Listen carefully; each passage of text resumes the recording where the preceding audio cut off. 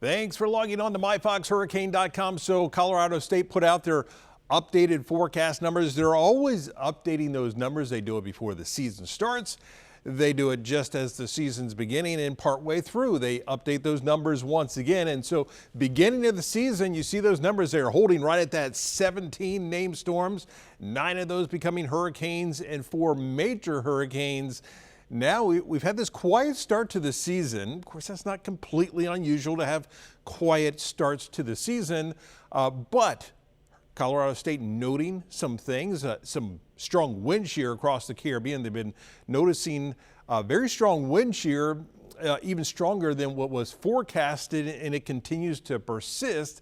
So that is starting to lead to that idea that maybe the season won't be as active as it was initially thought, which what we were looking for before was a season that was slightly above average. So the latest forecast, they've dropped that number just a little bit. So 16 named storms, 8 hurricanes, and 3 major hurricanes. You see the averages over on the right-hand column, 14, 7, and 3. So we're still talking about the potential or that possibility that we have that slightly above average season. But the way I like to look at this, if we're taking one dart away from that player, giving them one less dart to throw, hey, that helps us out, because again, it doesn't tell us where any of these storms are going.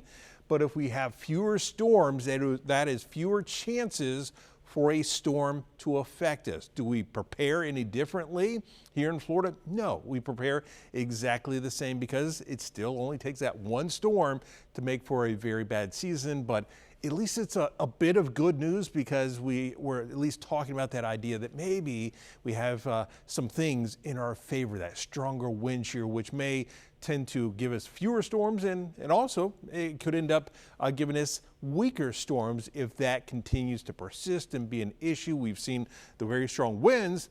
We've also seen a lot of that dry Saharan dust through the beginning of the season, but keeping those numbers up just because that anticipated lack of going into an El Nino. So we're more in that neutral phase. They've also noted in their discussion that although we're seeing these very warm waters across the tropical Atlantic, they're not as warm as what they were last year at this time. So there you see, we still have those very strong winds. That's that wind shear across a good portion of the Caribbean. So that is what is helping to lead to that reduction in the forecast. And as you look at that wide view, we always like to see those words there. No tropical formation expected over the next 7 days. You see that large plume of dry Saharan dust continues to work its way across the Atlantic, pushing towards the Caribbean.